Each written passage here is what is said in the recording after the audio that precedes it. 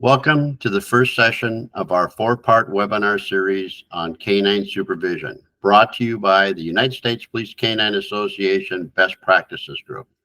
Since our formation in December 2020, our mission has been to enhance the effectiveness and professionalism of canine units in the United States.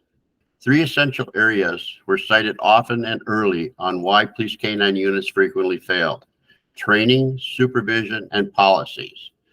Today's webinar is the beginning phase of unraveling police canine supervision's complexities and distinct responsibilities.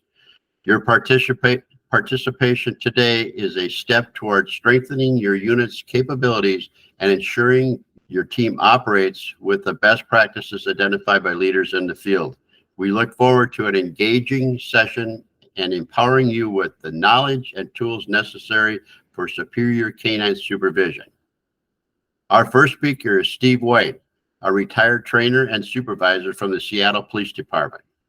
Thanks, Don. I'm glad we've got a good crowd here for this, because this is an important topic and it's something that's been near and dear to the heart of everybody in the Best Practices Working Group.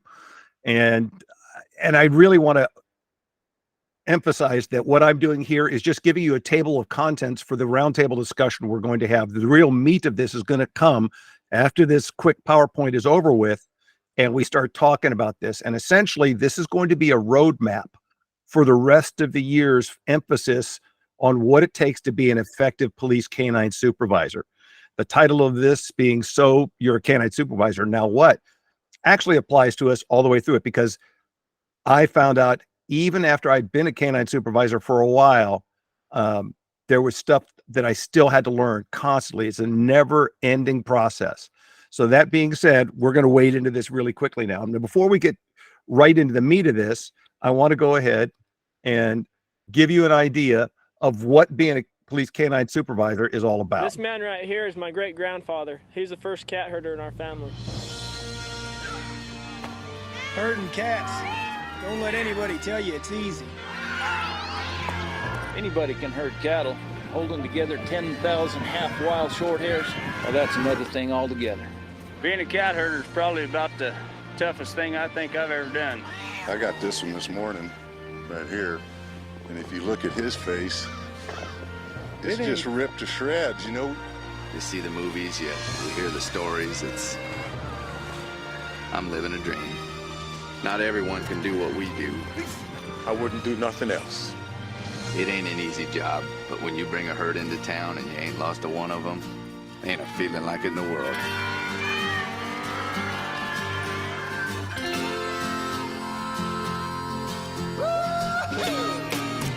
EDS, managing the complexities of the digital economy. Well, I play that video for one reason and one reason only. Canine units tend to be a team, but they're more like a boxing team, a gymnastics team, a judo team than they are a soccer team. And in other words, on a soccer team or a baseball team or a football team or a basketball team, everybody's on the court at the same time, got 5, 9, 11, whatever number of players out there, all trying to move in unison, in sync, in such a way that they can accomplish the goal. But that boxing team, that judo team, that gymnastics team, they are all individual players out there trying to do their best as individuals so that the team as a whole can do well. And canine units tend to be a bit like that, in that when you're out there with your dog, it's just the two of you, that's it. And you have to learn to integrate yourself into another people's soccer team, into the patrol unit, into other things like that. And canine supervisors have to realize this attracts different kind of people. And we come into this with that set of unique challenges that canine brings to it, because not only do we have to deal with people, but we now have the only tool in the police inventory that is capable of going out there and making decisions for itself. That gives us unique responsibilities, but the stuff that comes from doing this well, nothing beats it. There is nothing like having the best tool in the department for finding the ones that got away. Unfortunately, it takes hard work. And when we talk about it requiring experience, I've been told that good judgment is the product of wisdom, and wisdom is the product of experience, and experience is the product of bad judgment. And we want to avoid all of those experiences, making the bad judgments ourselves. We can learn from other people, and that's what this webinar series and this roundtable discussion is about. And anytime you start looking at this, the principles that we're going to talk about in the discussion will apply whatever the size of your unit. And our first and foremost job as police canine supervisors is to support handlers and dogs in accomplishing the department's mission. So we have to make sure that they have the things that they need, those resources. We got to make sure that they are properly trained, and that we don't ask them to do things they're not trained to do. And we don't let them do things they haven't been trained to do. You have to make sure that you operate within the scope of your training. And that means training has to be paramount. You have to devote an inordinate amount of time compared to other agencies, other parts of the agency, because the dog and handler have a synergistic relationship that requires more work than you can possibly imagine. Also, we have to make sure that we're applying our dogs in a way that we meet the community expectations, what they want of us, and what our agency leadership decides they want of us. We may not always agree with it, but that's the way the organizations are structured. Leadership sets down their expectations based on their interpretation of community expectations, and we have to figure out how do we best deploy these dogs and handlers to accomplish this. It's important that in so doing, we establish relationships with the people who are going to make decisions about how well we do this, how much support they're going to give us, how much backing are we going to get. So those risk managers and legal advisors are very important to us. And it may even come to the point where you get with them and they delegate some of their authority to you to maybe establish quick settlement criteria and the means of accomplishing quick settlements for when mishaps happen or when there's something serious. But one way or the other, canine supervisors have a lot of responsibility, and they probably should wind up having maybe a little bit more than most other canine or police supervisors. And then we're going to talk about accountability. Now, the big thing that everybody's talking about now is the legitimacy of law enforcement. And it's a hot topic all over the country right now. But in the end, if you know what those community expectations are, you know what the legal expectations are, you can craft policy and law that will support what you do with your dogs. That way, you're operating in an ethical manner that meets community expectations.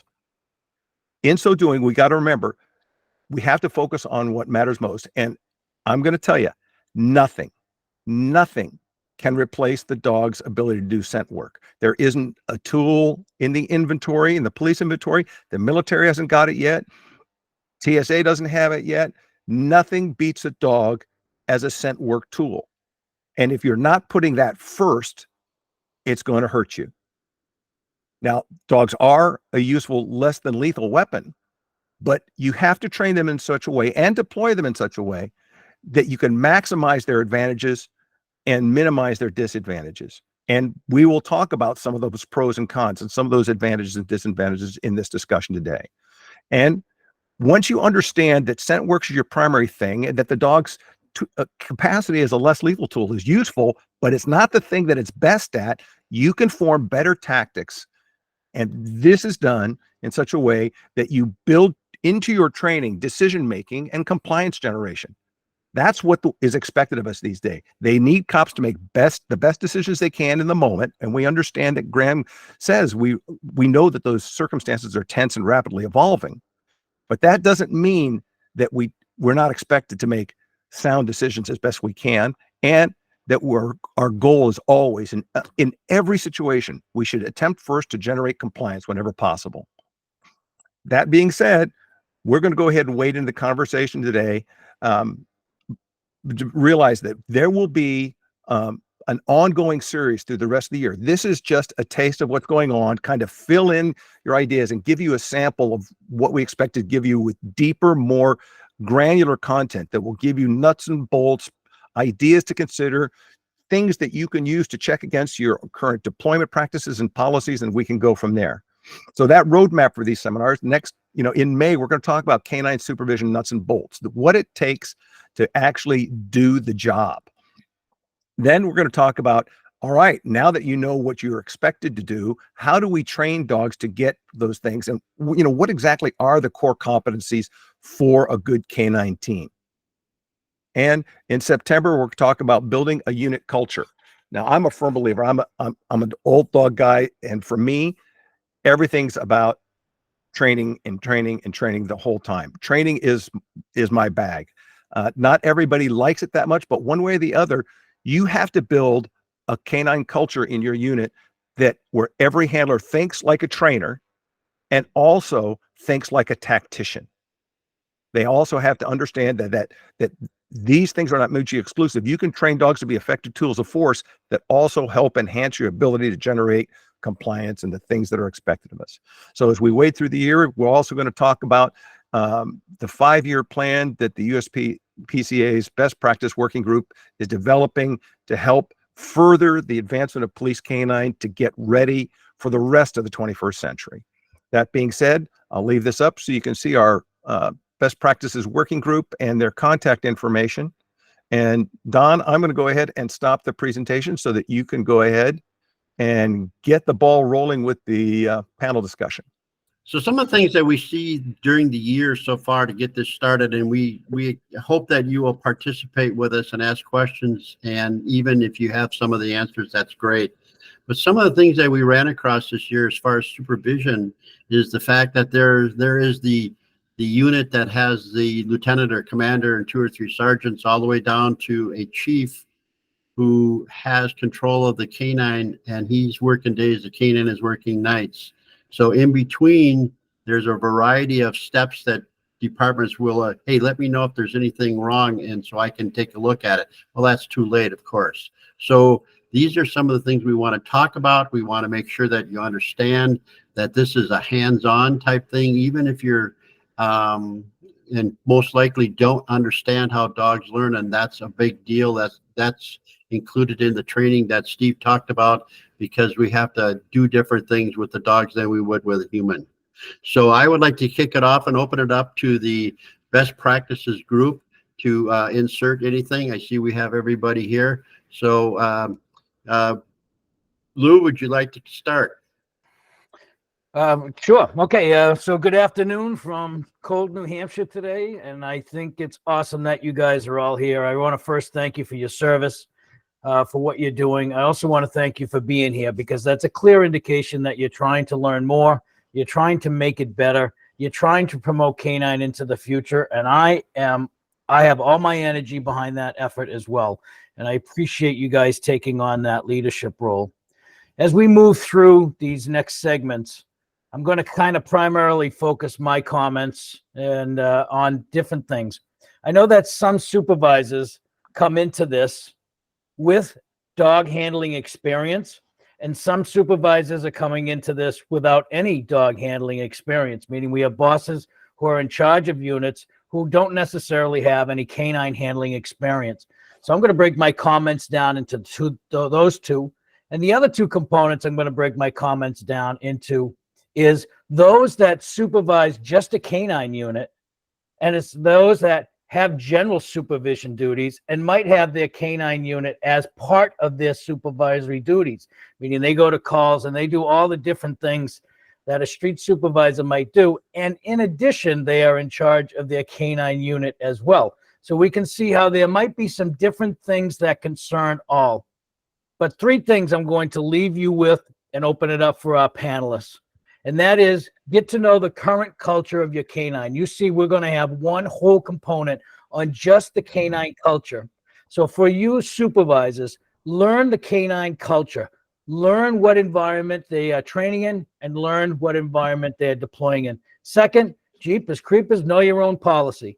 I can't even tell you how many times I've interviewed supervisors based upon a call that has happened, and their own supervisors don't know their own policies. I know their policy better than they know their own policy, and that should not be. So make sure you know your own policy.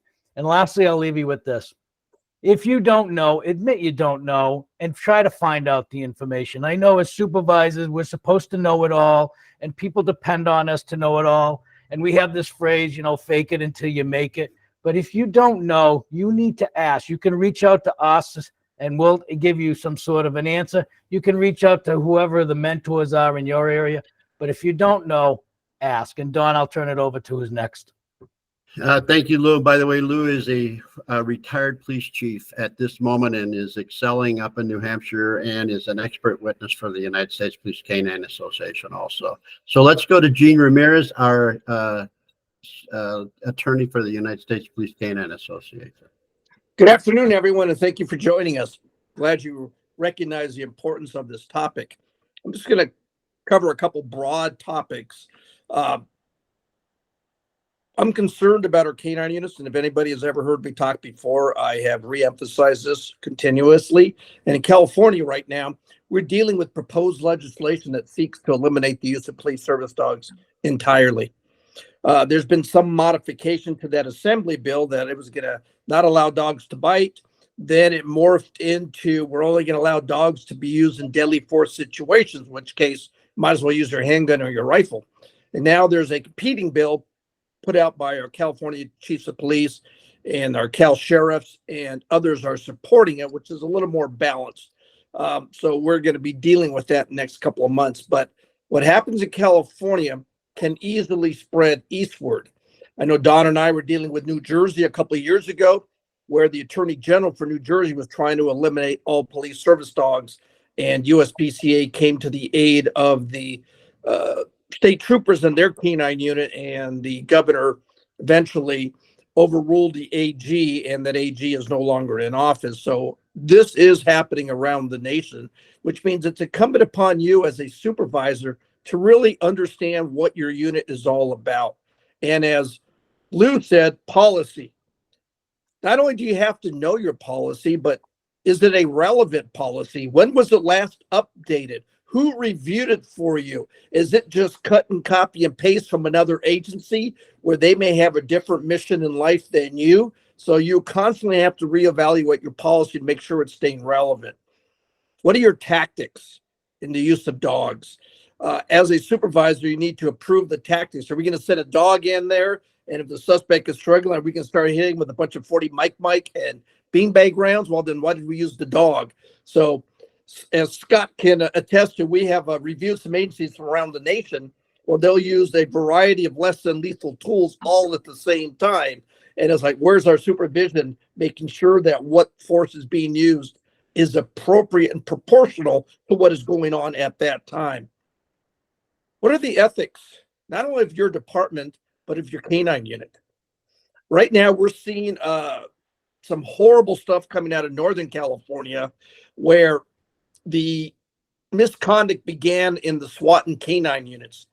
It began with the use and sales of steroids. And I know you're all shocked that steroids would ever be found in a police department, but we all know everybody wants to be bigger, faster, stronger, and it's a problem. And it's not just California. I know it's occurring in other agencies nationwide. So be aware of that. It then morphed into law enforcement officers submitting false college credit applications to receive a bump in pay. That was found out as part of the scandal because the FBI is assisting the local DA's office in uncovering what's going on. Then it morphed into they were able to get access to their cell phones of the canine handlers, the supervisors, and the officers, and they found these horrific racial texts picking on the homeless. They were sexist, they were racist, they were horrific. Out of a 90-person agency, one of the agencies involved, they're down to less than 40 officers. The state has had to ask the California Highway Patrol to come in and provide law enforcement services while all this is unfolding right now.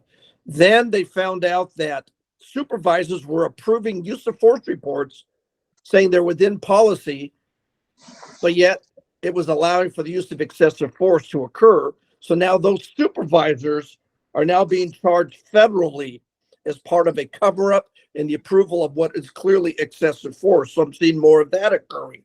And then they found that the canine handlers and others were taking trophy photos and displaying them to others.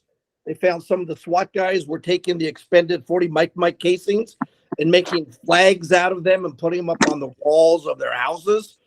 So it all comes to ethics. What is going on, not only in your department, but what's going on in your canine unit, because I've seen too many investigations taking place. What is the leadership, not only of your agency, but the leadership of your canine unit? Again, Scott and I and others, when we have done our canine audits around the country, we always look for leadership. Is it strong? Is the sergeant in charge doing their job?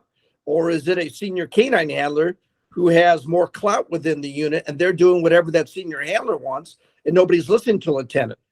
Or the sergeant, and where's the lieutenant? How active are the lieutenants in organizing and managing their units?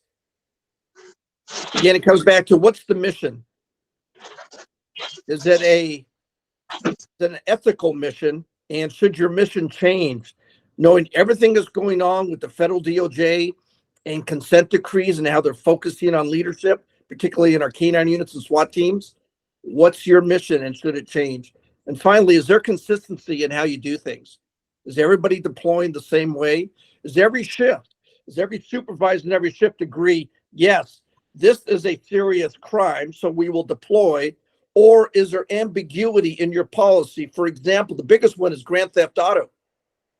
If you were to take a poll right now, how many of you would think that's a serious crime enough to deploy? And others would say, we just don't know, because many times it's a juvenile on a joyride and they don't get charged. So again, right now, that's a big debate in how your policy defines serious offense. So those are my main concerns right now as we go forward. And of course, over the course of the next several months, we'll be able to flesh all these out and provide more concrete examples. But that's just my introductory thoughts, Don. Thanks, Jane. We have a question from Adrian Curry. Go ahead.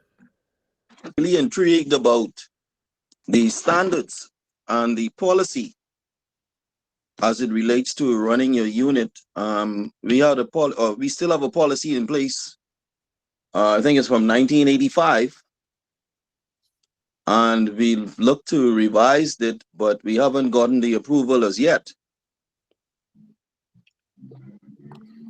Well, it's interesting because 1985 is before Graham versus Connor was even decided. Yeah. So there was a different use of force standard back in 85. And now we have Graham versus Connor. And we also have the updated policies in many agencies of proportionality, necessity, and de-escalation. So obviously that policy is well beyond the times. And I think Scott, who is our policy expert, can certainly address that. You're about 3 generations overdue. Yes, maybe I can send you a copy of it, the revised one, to give some feedback. But I remember going over that or creating that after watching one of the webinars. I think that Scott and Don had prepared. That was almost like 2 years ago or 3 years ago. Yeah, any one of us would be glad to look at it. I'd be glad to look at it, or however you want to do it, send it to the group. Well, I think it's fair to say that Scott and Gene have collaborated on a really nice model policy they can get that to you and you can kind of compare it to what you've got.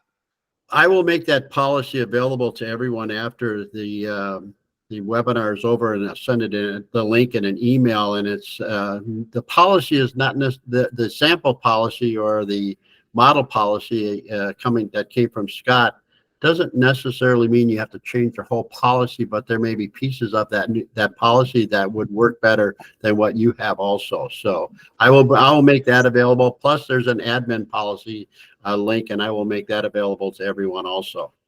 I have another question. I have a question. Yes. Can I get your feedback on multiple handlers using one dog?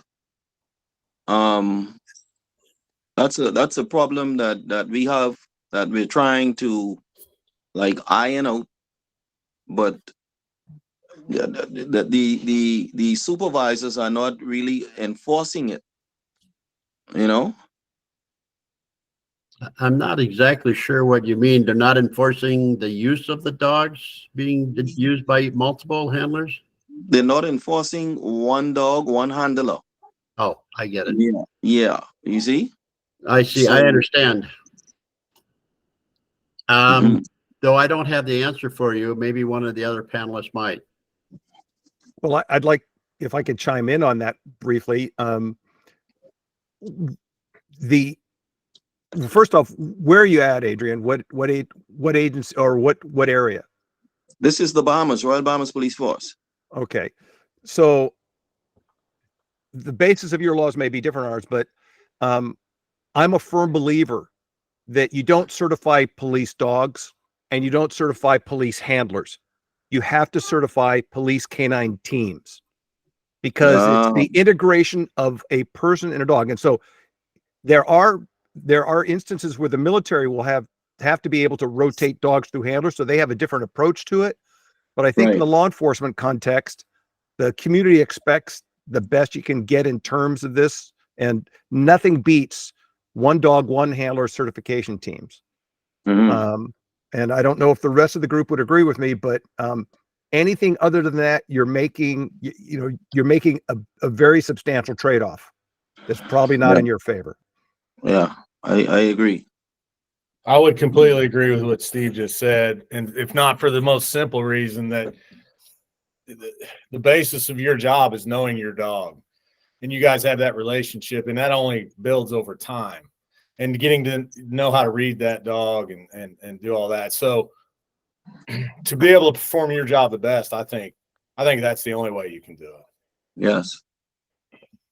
Excellent point. Okay, well, if there are no other questions, Adrian, we'll move on. Yeah, thank you very much. No other questions. Okay. Next, I'd like to, well, we talked about policies, and I think there's no one better than Scott Sargent to talk about that, but go ahead, Scott.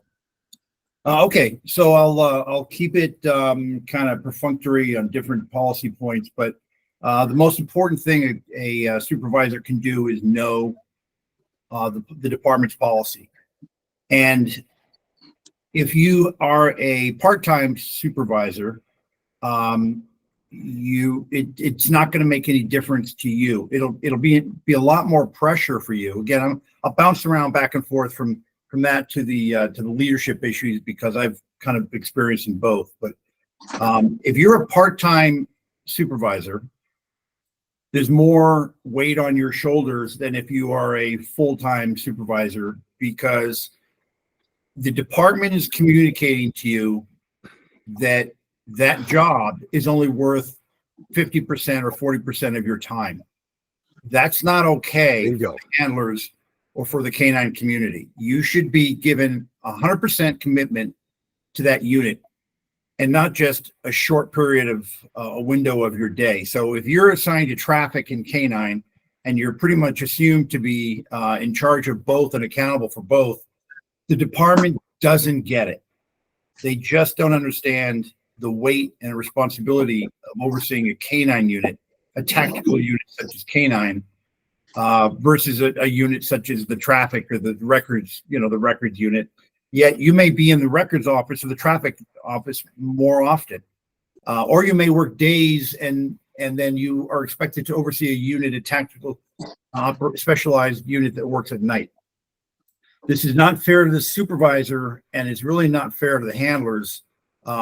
So that's something to keep in mind, but it doesn't matter because you're still accountable. If you're given the stripes and you're told, and you accept it or you're assigned it, you're responsible for it. A couple things in the general concept of police liability and risk management. There are three areas that are the most problematic for police departments. It costs the most money, that cause officers to get in trouble and cause officers to get indicted, as we've talked about. Supervisory oversight is like the first one.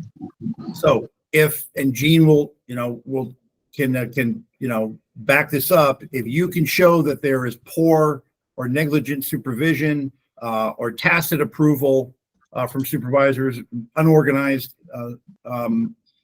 supervisory leadership processes, that's very problematic for your department. And it doesn't come down to the department, it comes down to you, and it comes down to the handler who's standing there with his, let's say, leash in his hand at the end of the night with this incident that's occurred, and you have been off at traffic school training They want to know who was the sergeant, who's accountable for that, and where do you think all the poop runs down to? The person who's supposed to be in charge. And then when, it comes down that there's some issue and, did you raise it? Did you try to address it? Well, no, I really didn't. I was assigned to traffic this whole time, and I've barely been on any of these canine calls. Anyway, what I'm saying is there's a tremendous amount of responsibility on the canine supervisors, and especially if you're part-time. If you're a part-time supervisor, you really need to have your stuff together and make sure that you're aware of the unit, you're aware of the policies, you're aware of how they integrate with the use of force policy, and that you're out and about. And if the leadership wants you to be in traffic or in records more than you are on the street, you need to tell them, I can't do this job, and this job should not be done in that manner. It should be that these specialized operations with the highest level of risk management for the organization needs me to be at the forefront. So it should be every canine unit, especially if there's 2 or more dogs, should have a full-time canine sergeant, 3 or more. I mean, it depends on the circumstances, and I know the resources run tight. But supervisory oversight, policy, and training are the 3 areas of biggest areas of weakness for risk management, the biggest exposure areas. So just a few things, if I can take the time to run through some of what we talked about. The policy, it doesn't really matter what your policy says. You need to understand that the use of force policy is going to be the most important aspect of that. So if you're deploying a dog, things are changing across the country. If you're deploying a dog in a circumstance where there's a great likelihood of biting, you need to be intimate with your use of force policy and ensure that in some way that deployment is made with the understanding that it could lead to a use of force. Even though the officer is not making the decision, the officer is not the decision maker. This is important to talk about, so I'm just going to touch on a little bit, because this 1985 mentality, or actually 89, so let's go with Graham and above, is that, well, the officer is the decision maker, and if the officer is making a decision, it has to be an objectively reasonable one leading to force. Well, if you're deploying the dog, that is more and more being seen as the decision that's leading to the force. This is important to understand. It doesn't matter what your policy says. If you're following your policy and you're still sending your dog and it's, there's a bite, there's a degree that your officers are going to be held accountable for the force that's used. And I don't mean that to confuse anybody, but it's a critical point. Whereas before, if you met the criteria, there's a guy, he's running, he's committed a crime, you send the dog. Okay, but how is that in line? Then he goes in and he puts the guy in the hospital or whatever, or it's the wrong person. Under the old policies and the old public policy, as long as you were conforming with your policy in deploying the dog, you were okay.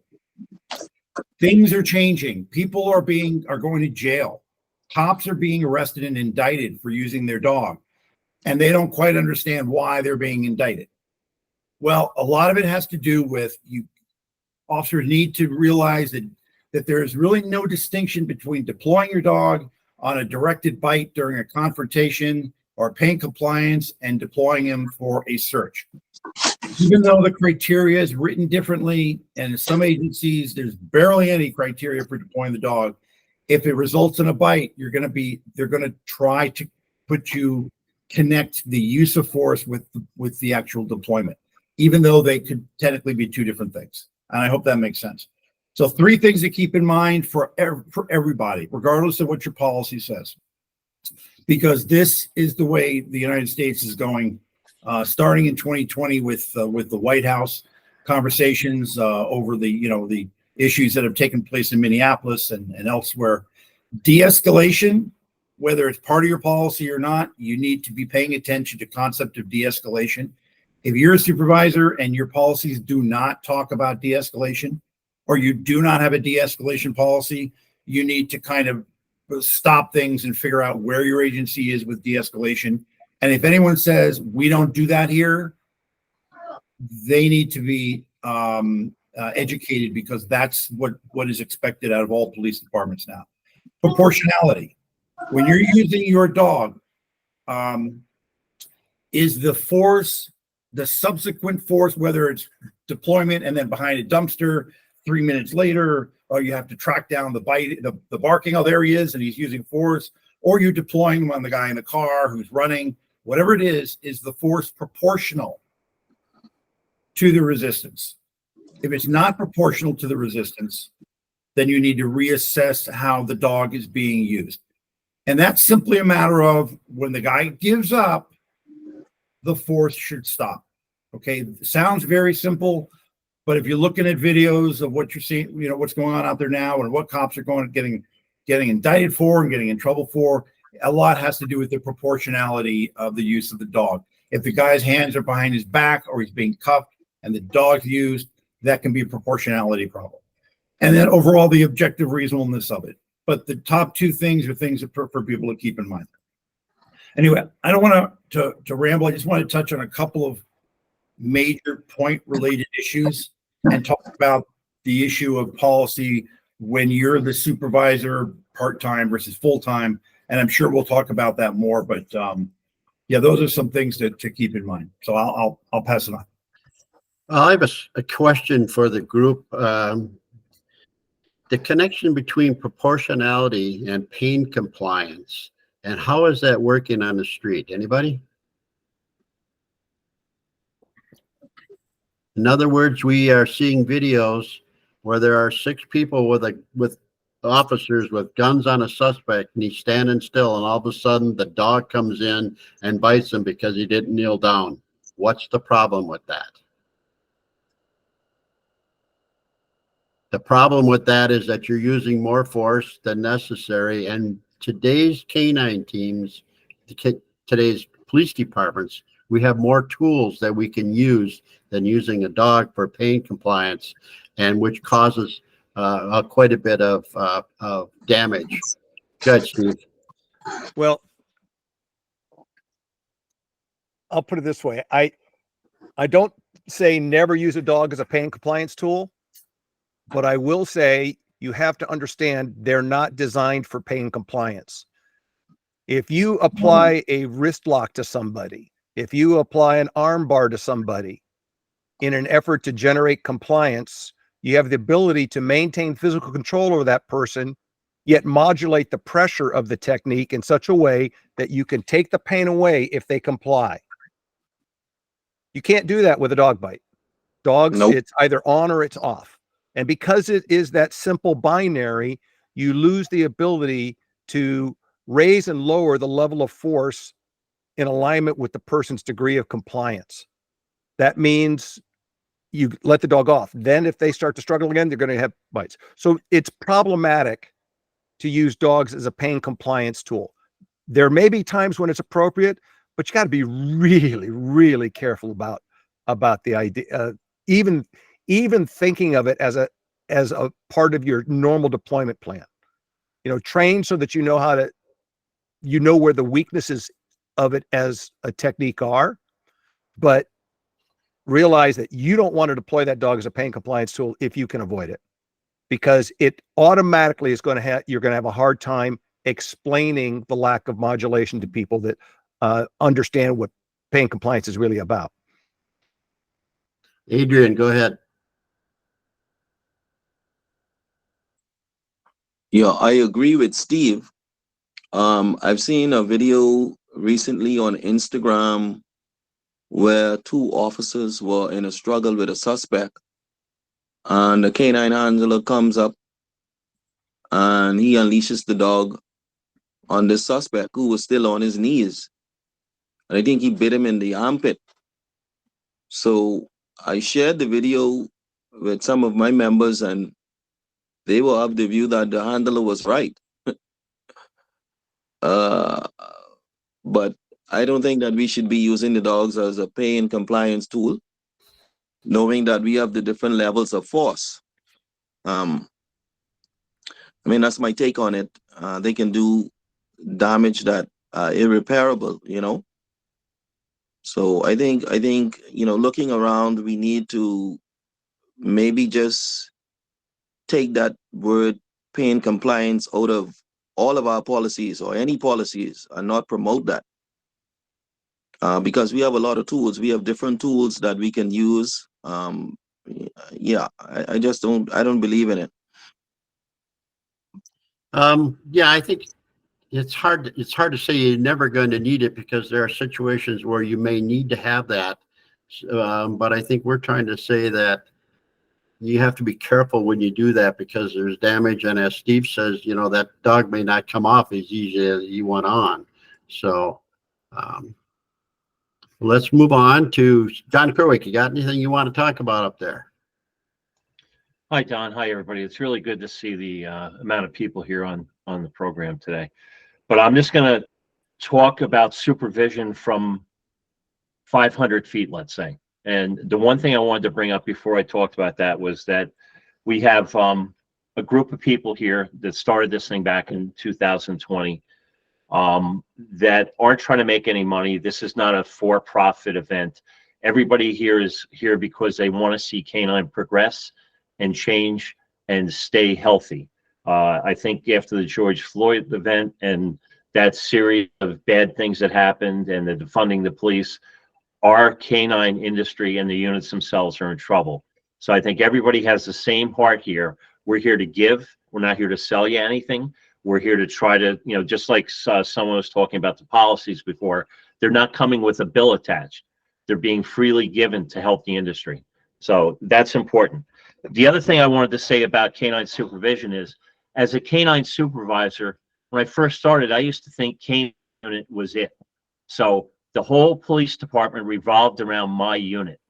They should call me when I'm needed, and I got to make sure that I'm there. And I didn't think about anything but myself as the canine unit supervisor. I wanted canine to be used everywhere, which is a good mindset to have, although it's not always true. But we're there to support the police department. We are not the police department. Patrol is the face of the police department, and there are specialized units that are very important too, and they're there to support the police department too. And I think our mindset as supervisors in canine has to be, how can I help patrol get their job done?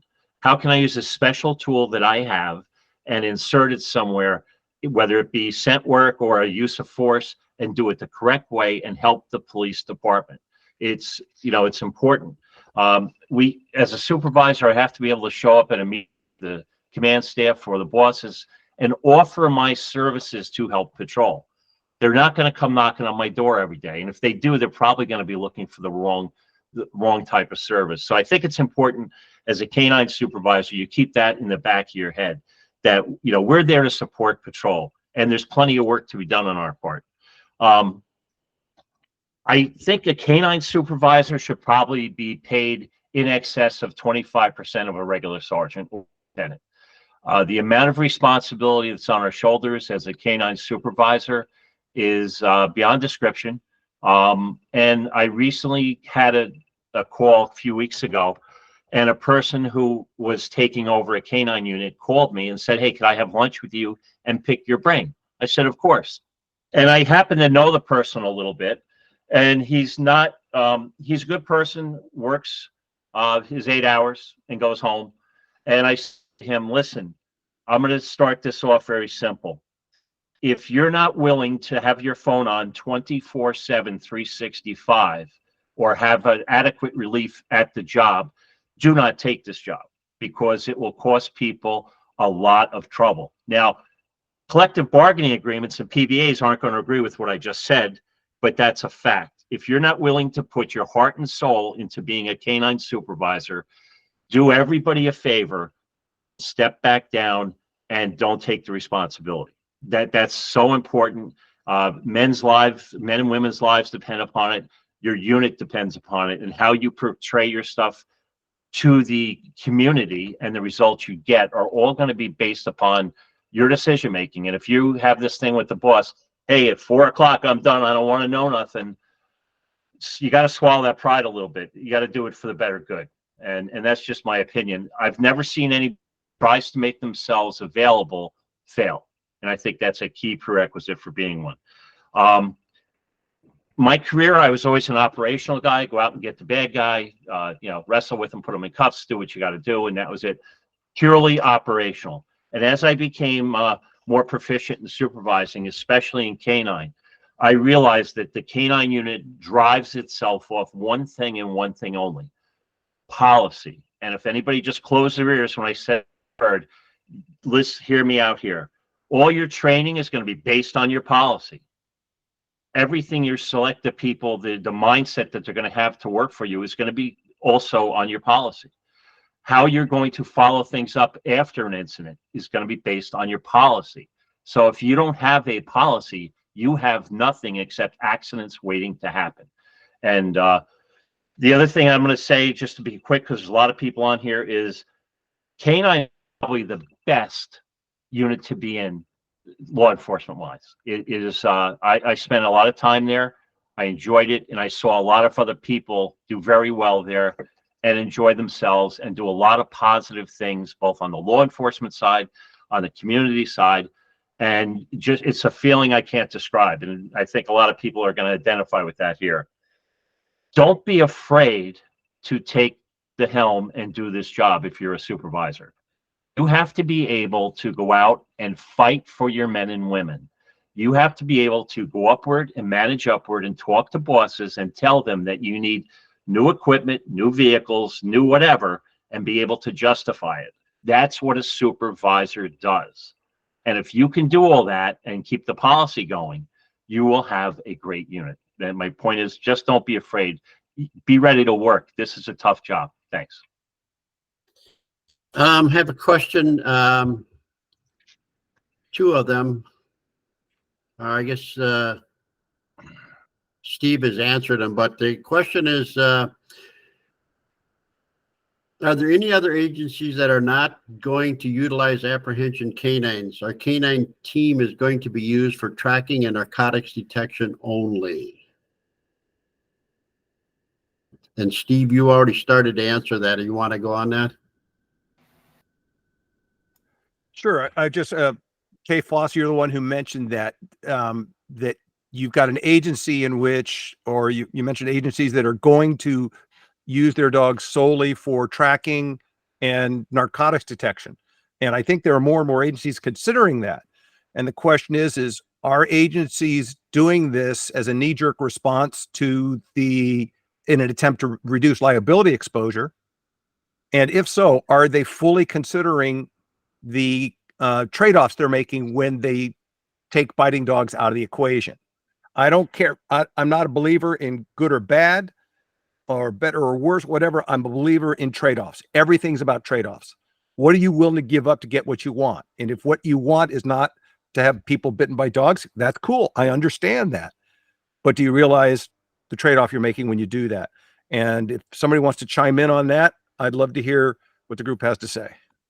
Steve, I appreciate you answering that. This is Ken, who posted that question. And again, that decision was made a little bit above me, and I'd be more than happy to kind of discuss it off the webinar at a later point. But I am just looking for, I guess, other options, other opportunities for the supervising of this type of division. We do have several, patrol canines around our agencies that are readily available. We work well as teams together. And I think the circumstances in going this way regarding the liability was probably right on the mark. David, were you going to say something or did you pull it? No, I love what Steve says, and good afternoon, everybody. I love what Steve says. It's trade-offs, right? So we just have to be aware that there's liability in our officer safety side as well. I am not making my officers safer by deploying a lab to track a violent felon. I am losing a de-escalation tool and standoff distance when I am deploying this animal that cannot protect this officer and now may be in our way when a deadly force encounter occurs. I'm of this group, I'm the one that usually interjects the officer safety thoughts. Not that everyone is not thinking that, but I default to the officer safety side constantly. And I want to continue to use this tool. And that's just one thing that we have to remember 100%, that it's a huge officer safety tool. And that is the number one thing that is taken away when we go to using a floppy eared dog, because it is politically correct right now. They're not thinking what happens at the end of that track. Now, that's great. You said you have a great working relationship with patrol canines in your area. And maybe you get the opportunity to pick and choose, and that liability is taken from your agency and given to another that comes to assist you. But that's always my number one comment. I'm not going to argue. I'm with Steve. Whatever fits your agency, that's, it fits. But that's the biggest thing I always think about. Thanks, Dave. Dave, by the way, is one of the members of the best practices group. Okay, let's move on to Michelle. Michelle is also a member and a supervisor of a canine program. Do you have any comments that you'd like to make today? Thanks, Don. I appreciate it. And welcome to everybody that's here. I think it's important that we all make time for these things to learn from each other. Some notes I made is just to ask yourself as a supervisor, are you training for certifications or training standards, or are you training for deployments? So I think that we need to really take a look at are our training days, our training missions, do they mirror what the dogs and the teams are facing on the realistic deployments? Not just checking the box because we've all came to canine training and checked off that we've hit our odors and moving on. So I would really take a close look at that. And then as supervisors, are we deploying those records for adequate documentation of not only the dog's success, but also their failures or needs for improvement? And talking about that with the handlers on the unit. And the last point that came to mind after listening to everybody is just the importance of debriefs. And this isn't just operational debriefs, but training day debriefs. If we're running the guys through scenarios, the guys and girls through scenarios, especially hopefully blind to most, so they can really make decisions and learn from those decisions in a training and controlled environment versus real world. Are we having roundtable discussions as a group so the newer handlers can learn where maybe the seasoned handlers went through it flawlessly, and they can hear their whys and the thought process behind these decision making things that take place? And then also, are we debriefing our deployments, looking through body cameras, which we all are pretty accustomed to now, and going through as a unit and as a group why we're doing what we're doing and the thought process behind that handler had at that given deployment, and even debriefing these body cams or civilian camera videos of incidences around the country, and talking about if that were to happen here, wherever here is for you, how you're going to handle it and in accordance with your policy. So those are some things that I just wanted to share to put in your guys' heads as supervisors, and hopefully you guys are doing all those things. And if so, keep up the good work. Gene. Couple points based on some of the points that have been raised. One, in talking about using non-apprehension dogs, I received a call the other day from a chief here in Southern California that is thinking, as his canine unit is aging and the dogs begin to retire, he's thinking of now using drones instead of dogs. So again, we talked about the trade-offs. He's looking at liability, costs, ability to easily replace a drone as compared to a dog, and having to buy a car and having to pay the overtime and the training and all that. So those are issues that executives are looking at. Number two, to kind of follow up with Michelle just said about body-worn camera, one of the things that we are advocating now is that the handlers narrate on their body-worn camera what is going on, because that is going to aid somewhere down the future if there is a lawsuit or if there is a criminal case involving them in the apprehension of a felon, what they were doing, what they were seeing, and it just adds to the overall flavor to the scenario if we have our handlers narrating what's going on. I just had a brand new case come in where one of our canines was shot and killed by a felony suspect who was ultimately killed by members of our SWAT team for one of my agencies. And many times our law enforcement officers on their body-worn cameras were narrating what was going on. And that is going to prove to be extremely useful if we end up going to a trial in the next year or two. So I would encourage everybody to use those body-worn cameras to your advantage. Yes, there can be disadvantages, but I am learning if we use them properly, they turn into a big advantage for us in a court of law. So that's it. Gene, I have a question to follow up for you. So you also recommend with the body cams on when you're doing detection work and your dog has a behavior change and such as that, to make note of that in the body camera? Absolutely. We got to do something to defeat the other side and how they're attacking our tactics and what our dogs are alerting to or not. So I think anything we can do to aid in educating the attorneys, whether the prosecuting attorney, the criminal defense attorney, the judge, and jurors, I think we should take advantage of it. I agree. Just a point, I was in a Tennessee court a few years ago discussing with a judge why odor could still be there when the product itself was not. And so after we cleared that up, we talked a lot, testifying, we talked about how canines learn and how much training and things have to be done. He said, I did not understand how much work goes on with canines. He says, I thought when a canine went to school and graduated, was certified, that he was in maintenance training, was just maintaining them at a certain level. So all across the board, we have to start teaching people outside of our profession what is going on with the canine. And I think that's a good process. Lou? Thank you very much. And listen, all you guys from across the country are bringing in some terrific ideas. I want to piggyback on Gene real quick. When he talked about narration on the body-worn camera, I can't agree more, because we know that most of what is going on with the dog is often not seen on the camera, especially detection dog work. When you're going around a car and you're searching and, they say that the dog didn't show any type of odor response or alert. And of course, we know the difference between those things, right? But if you're narrating that the dog just had a sudden head turn, even if it's not on camera, if it's on the narration, that is very powerful stuff. So I just want to underscore, embolden, italicize, put a different color on the text that Gene just said about narrating your search on the body-worn camera as you're going through it. I love it. Scott. Yeah, I wanted to follow up on Michelle's comment, which was right on when it comes to debriefing issues and learning, organizational learning. There's two kinds of organizations, ones that are dumb and ones that learn.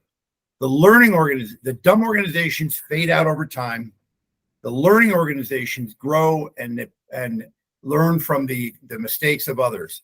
And internally, an organization like Toyota, that the reason that they almost faded out long ago, but the reason that they are what they are today is because they learn everything they do. They make a mistake, they debrief, they learn, they grow, they change.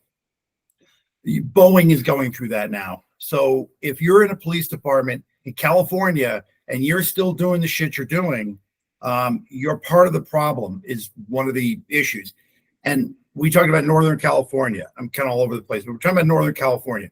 There's no reason for those agencies to be going through that and for none of those issues to have been caught during any kind of a review process by their supervisors.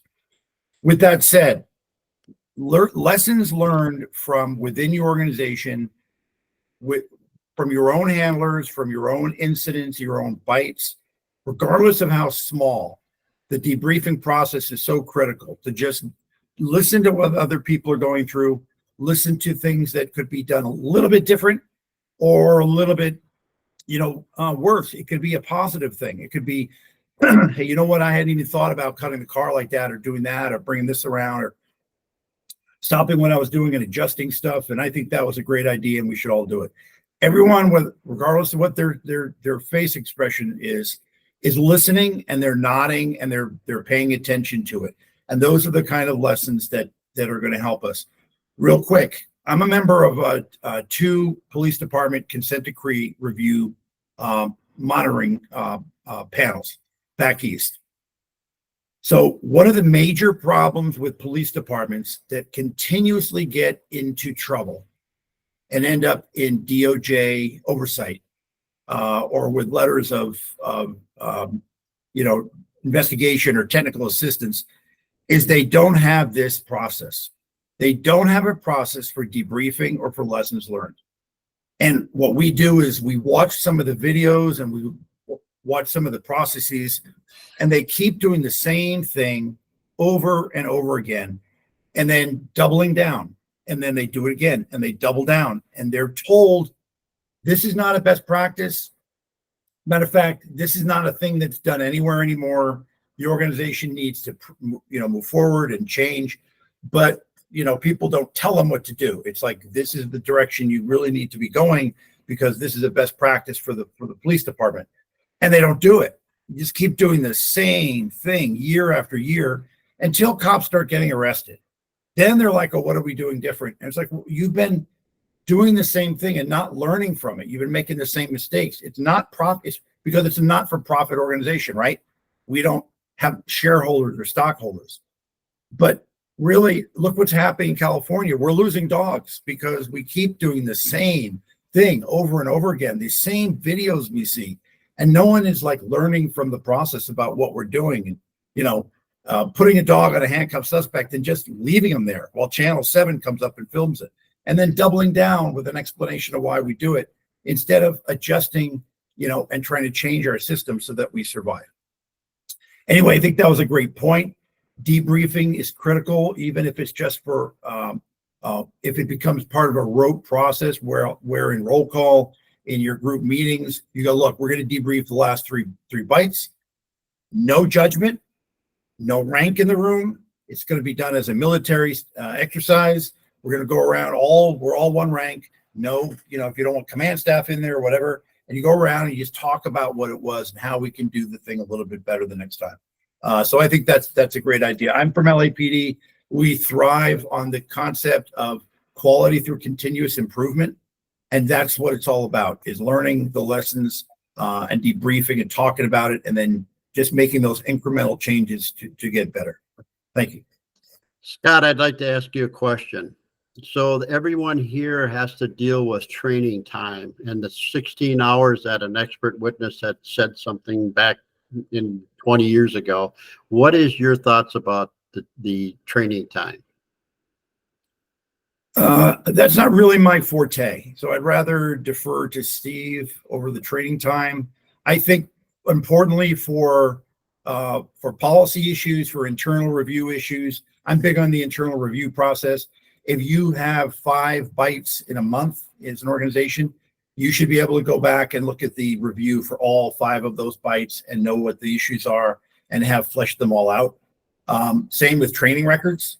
If you're supposed to be doing 20 minutes a day of self-training, during the watch, and you're supposed to be complying with a certain standard, it should be documented. And if there's problems in a certain area, that should be addressed. But somebody should be auditing those training records. If someone's not doing the training they're supposed to be doing, even if it's a higher standard that you or as an organization have set, like I know it says 16, where that's like the bare minimum. It's like post police academy training. We know that's the minimum, but we're doing double the training or whatever, and everyone should maintain that standard, and that should be recorded and reviewed. But that's really something I think Steve and some others are probably best to speak to. Go ahead, Steve. Wow. I can't really say anything more than this, except that anytime you're with your dog, one of you is training the other, period. There's learning happening, whether you're trying to take control of it or not. So you better take control of it. So it's not that you're not training. It's just that you're not being mindful about training. You're not thinking like a trainer 24/7, 365. If you're a dog handler by mindset, then you're the trainee. Dogs will train you faster than you can train them because they don't have to think about anything except how to make the hairless primate say good and give them stuff. So it's really important for us to jump on top of this and be mindful about training all the time. And the trade-offs we make when we go to things, for example, like non-operational canines or non-biting canines, locating criminal suspects, means that now we have another big training things. We have to train our people that they have to operate without that other less lethal tool there. We have to train a variety of approaches to de-escalation without the dog as that tool that Dave mentioned. So any way you look at it, every single deployment, going back to what Michelle was talking about, every single deployment becomes information about how you can tweak your deployments in the future. And the only way you can do that is through training. John Kerr will tell you, the biggest thing people need to work on in training is decision-making and how to employ the skills that the dog has in alignment with your department's policy. If you figure out how to teach people to make decisions under pressure and how to deploy their dogs in a way that supports the policy, you're going to be okay if you have a halfway decent policy. But Steve, you can't do it without training. Steve, if a supervisor is looking at their handler or handlers, there must be, and thinking about how much time they have to train a month, is there some type of competencies that they need to have? Yeah, we're going to be getting into core competencies later on. Okay. Later on in the year. That's the whole thing. And it's going to take a while to really iron that out. That's a big conversation. But I mean, think about it. If what we're talking about, if what we said earlier is the fact that scent work is the dog's irreplaceable aspect, then your first core competency is the ability, teaching the dogs to use scent to find the things you want them to find or find the people you want them to find. That's job one. Then job two is teaching handlers how to read their dog's behavior when that happens, when the dog is doing these things. And then the third piece is to teach the handler how to work with other officers in a way that doesn't put the officers and the public and the suspect at greater risk than they need to be. If you do those three things and you do that, you're going to train a lot. Law enforcement doesn't get this. You go to the, Gene works with special operations groups all the time. He'll probably vouch for what I say is no less than 25% of their work week is devoted to training. Would that be a fair assessment, Gene? At a minimum. At a minimum. No less than 25% of their work week is devoted to training. Why? Because they are operating in environments and in operations that entail a greater degree of risk to the officer, or risk to those operators.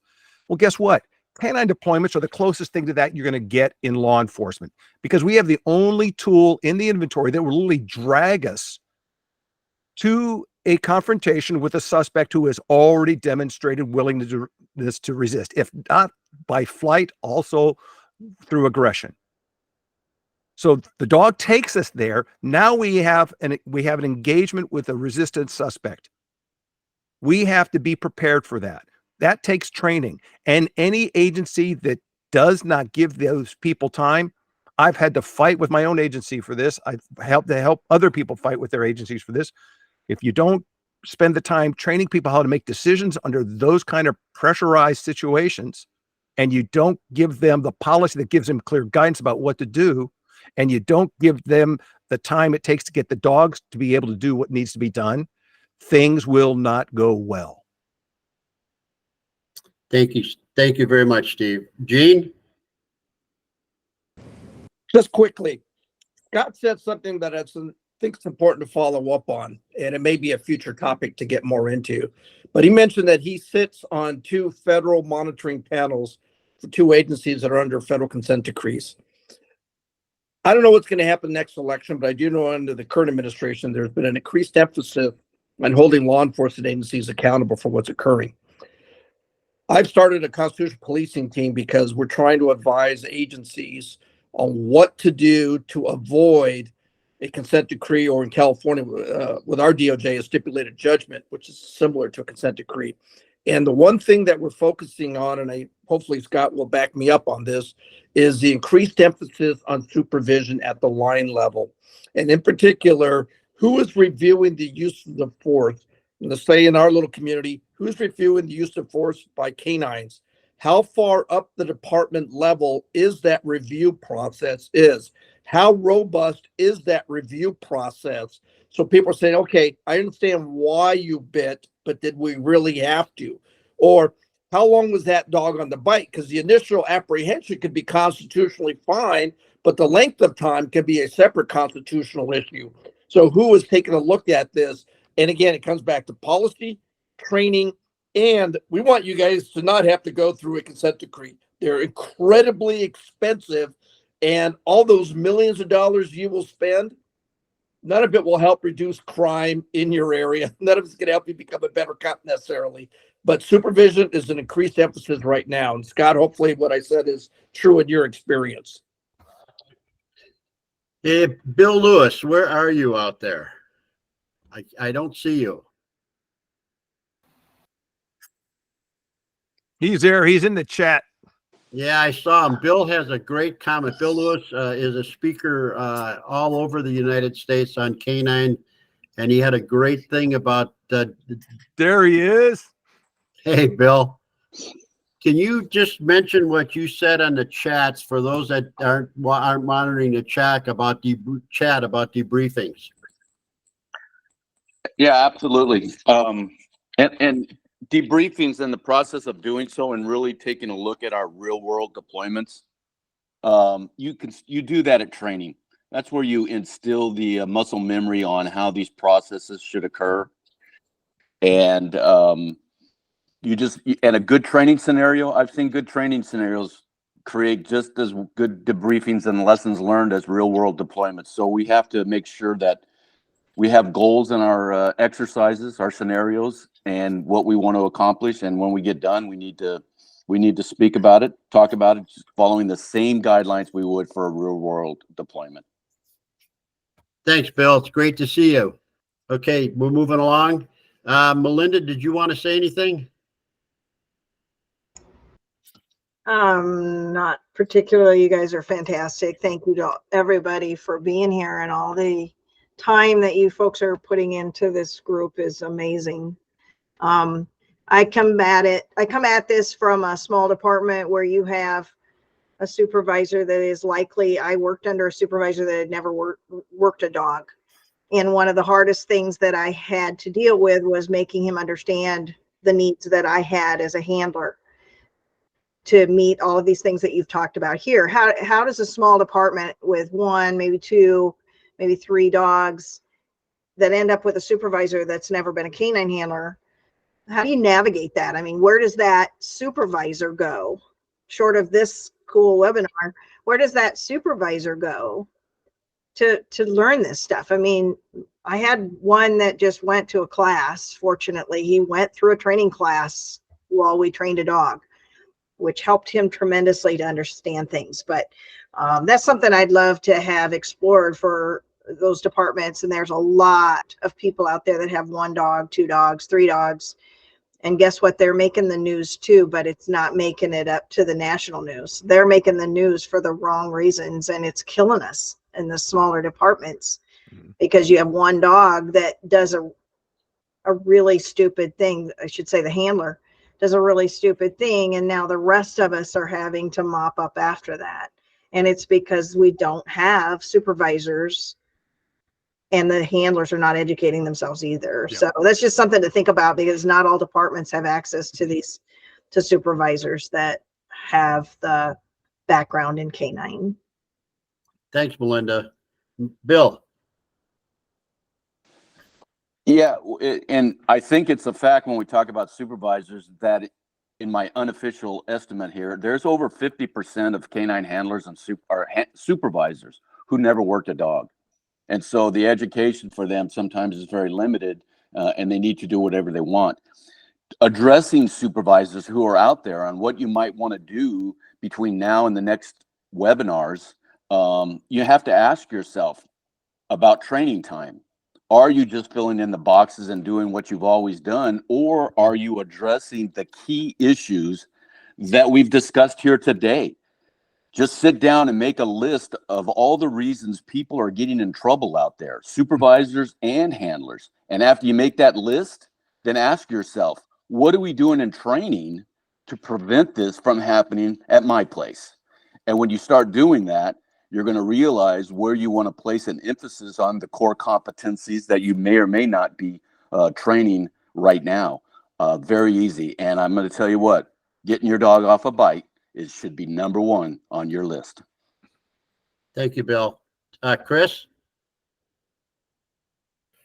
Yeah, to Melinda's point, and actually kind of her rhetorical question of where can a supervisor go to get knowledge or get educated.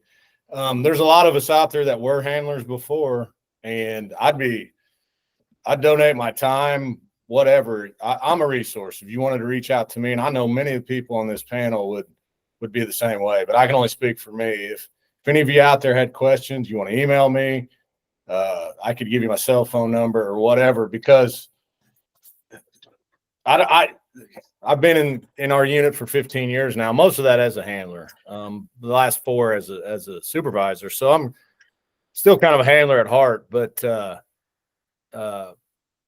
I'm not saying I'm an expert or anything, but I'm willing to help in any way anyone needs it. So, Steve? Actually, I was raising my hand only to punt the ball to Lou, because I think through his history at Canine, he's probably given as much or more support to small agencies around him as anybody I know. And so I'd like to see if he can help the audience understand how important Melinda's question is. Well, thank you for that. Yeah, I started off by saying there's a difference between a supervisor that's been a handler and a supervisor that isn't. And then there's a difference between a supervisor who just has a canine unit as opposed to a supervisor who's more of a general supervisor that also has the canine unit under their bailiwick. And yeah, it's difficult to balance all of that. The first big issue is we are concentrating on use of force here, and rightfully so, because it is the use of force that is putting police officers in jail and things like that and causing a lot of controversy. But that supervisor also has to know the laws behind detection work. What is an indication? What is a response to odor? What is open air searching and things like that? And Melinda and Chris are right. Where do supervisors go to get that type of training? Well, here is one place. That's obviously why the USPCA is doing what we're doing here. But there's also conferences, and I know almost every single person that's on this panel. I'm looking at the names, and I recognize many.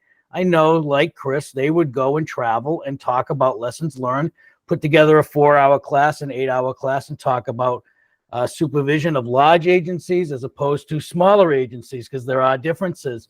And there are also topics such as force multiplying, and maybe not every department has that use of force canine, but maybe there's a shared resource in there so that you have some conservation of training time that could be devoted into more certain dogs as opposed to all the dogs.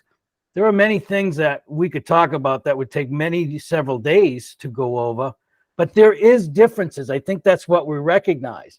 There are differences between the handler that has been promoted into a supervisory role that is now in charge of their canine unit.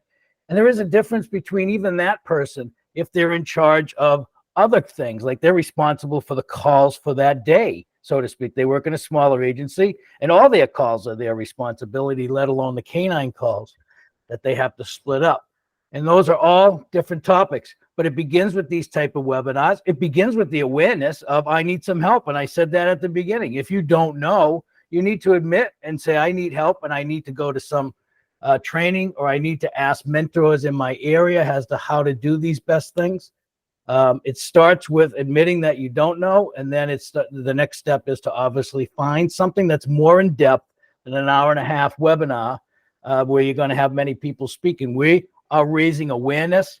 We bring a couple possible solutions, but we're not nearly getting into the depth of all the minutia and all the little fine points that everybody has that's unique to their agency. Totally appreciate all of that. But I want to make one point.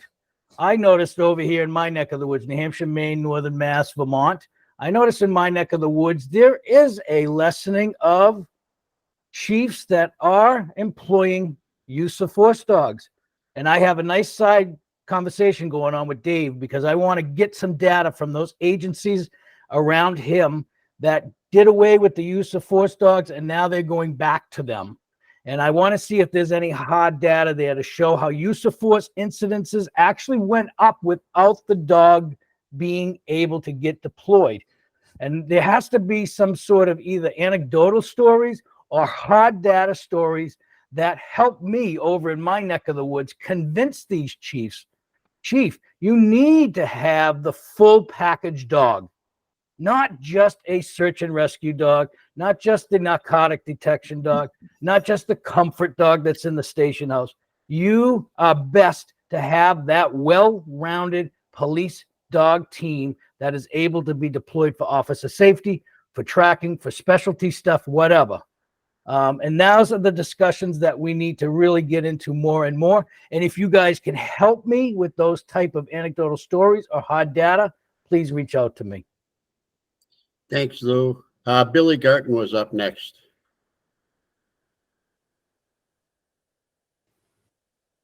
Hey, good afternoon, everybody.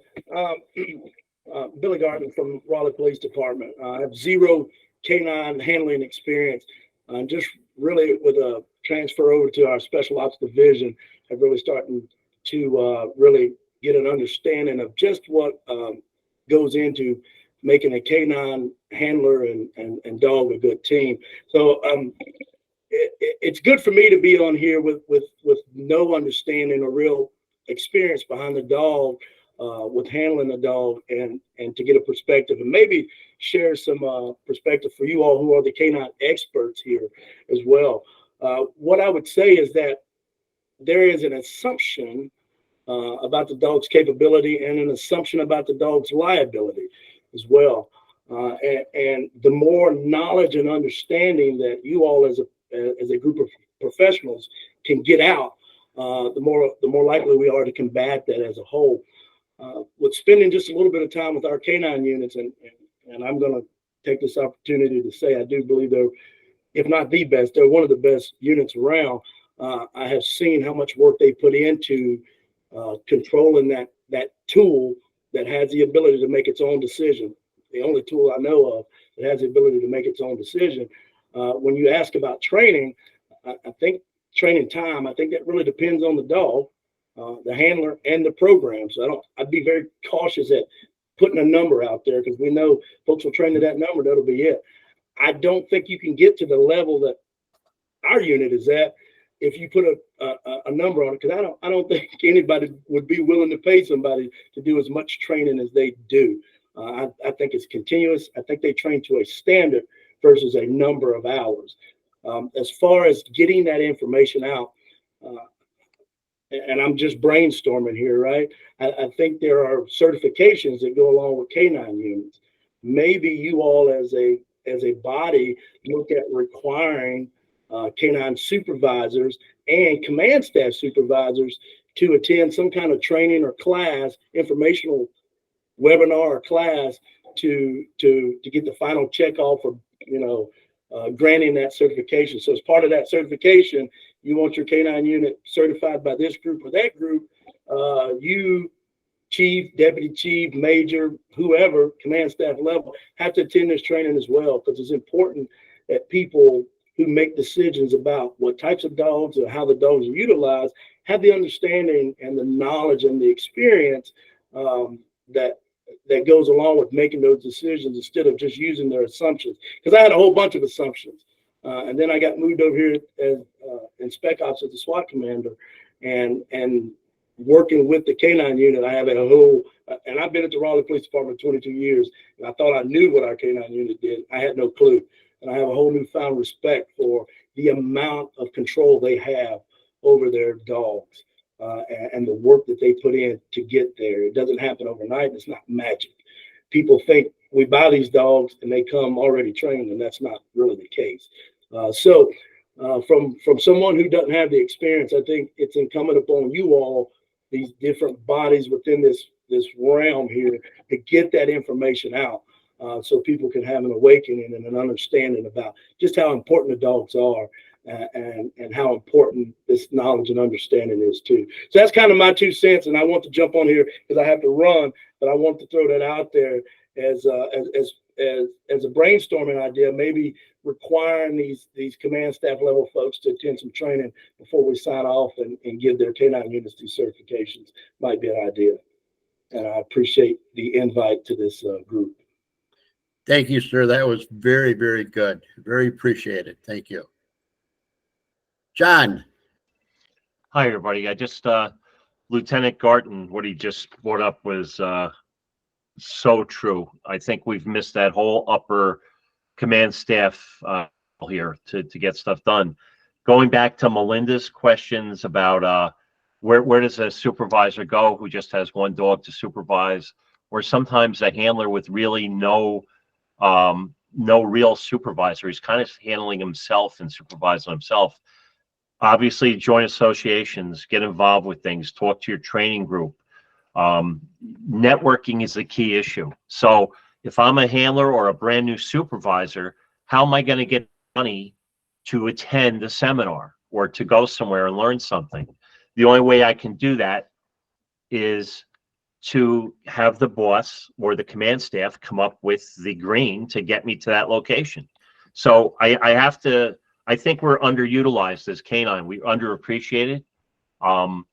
Bosses have a lot on their plate. Chiefs, deputy chiefs on police departments have a ton of stuff going on, and canine is not the only thing.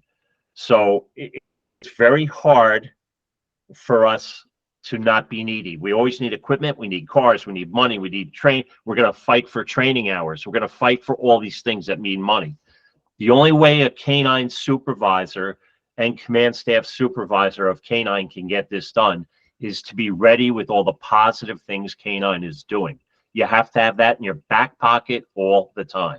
You have to be able to tell the boss how many crimes you've solved, how many you've prevented, what you're doing to keep the community happy, all these things to rah canine, and that will get you the money. If you don't take part of that and you don't think that's a part of your job, you're in for a lot of upward fighting to get just to go to a seminar. So I think the lieutenant just illustrated my point completely.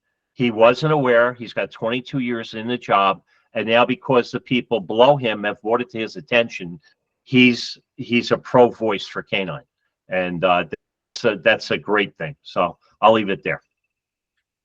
Thank you, John. Is there anybody else that would have a question? Comments? Lou? Yeah, just one thing. I know that we have multiple parts, and I want to assure everybody that that's been here that we're not just going to talk about use of force dogs, and because there are so many other components to your canine unit than just the use of force. But you have to understand the importance of how use of force is a priority for many of us in the field. You understand that. So anyway, as we progress through these next stages, like core competencies and things like that, it's very much going to be digging deeply into all the other parts of your canine unit that don't necessarily involve the use of force at the end of a call. Thanks, Lou. This has been a very, very good webinar. We have kept the number of people at the highest point the whole entire time. So it tells us that this is one thing that we look for as a group, that this is something that is needed for supervisors, because supervisors are most important. They stand between the handlers and they stand between the department, what the department wishes to do, and they are there and they're right in the middle. So I think it's really good. Here's the roadmap to 2024's webinars. Thanks, Steve. I hope you enjoyed today's webinar on Police Canine Supervision, the first of a 4-part series.